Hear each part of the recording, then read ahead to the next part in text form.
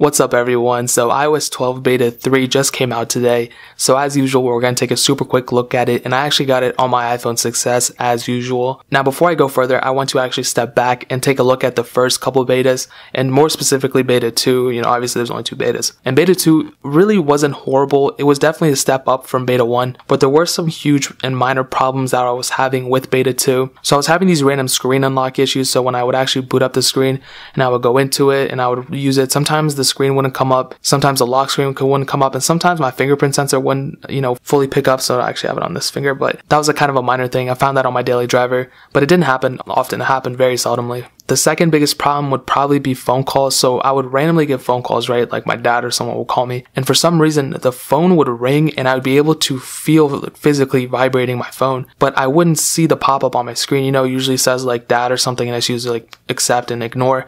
I didn't see that, but it was still vibrating. There was no green line up here that shows like it's an ongoing call or anything. It was just like it was there and it wouldn't show anything. And I heard the ringtone, I felt it, and then I got a missed call from my dad. It was really annoying, really weird. But hopefully with this update they fix it, and it's a minor thing, but it's kind of annoying, And sometimes I wouldn't be able to send videos and iMessages. I had to keep trying and I eventually got it, but I didn't have any network problems or anything. I was still able to call people and text people, but for sending the video, for some reason it didn't work. But I got it finally. Now another thing, it's kind of minor, but on my 7 Plus, it seems like it takes a minute to get into multitasking. On this phone it seems pretty responsive though, but on my 7 Plus, I don't know why, it seems very, very slow. And it should technically be faster than this phone, so I don't really know what's going on. Now the biggest problem that I have is with this whole iOS 12 thing is the GPS. So it's not actually accurate. It like shows that I'm like in the vicinity of the location, or like a couple streets over. It never shows my exact location anymore. And I found that out with every iOS 12 beta. So beta 1 had happened, beta 2 had happened as well. And I'm not really too sure what's going on here. And it's kind of a big deal if you think about it, because a lot of people use their GPS and it's not working. So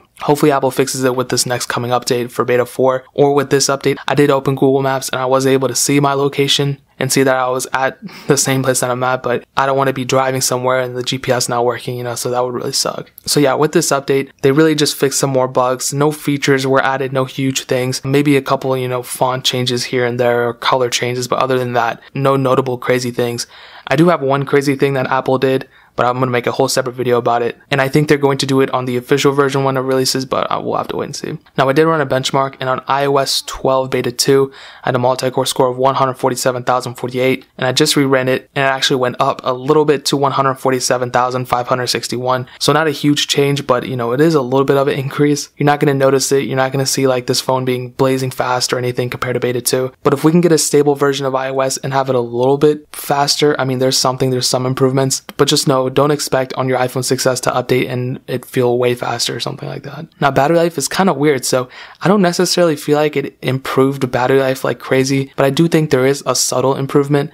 I just don't think it's like worlds different, like night and day difference between even iOS 11 and iOS 12 as of this point. But I feel like as time progresses, it'll begin getting better and better. Right now, they're still kind of, ironing out the bugs. So we'll just have to wait and see about that. No, you should not install this on your daily driver. This is not my daily driver, so I don't have to worry about it. If it breaks, it breaks, but don't install this on your daily driver ever. You're only asking for problems. But if you guys have any questions or anything, leave it down in the comment section below. Hit that like button. That'll mean so much, but definitely hit that subscribe button. We're still doing the iPhone 6s and iPhone SE giveaway on this channel, and in order to enter, all you have to do is subscribe to the channel and follow me on Twitter and Instagram. All those links are down in the description. I don't know why it's not focusing in. All those links are down in the description, so it's super easy to enter.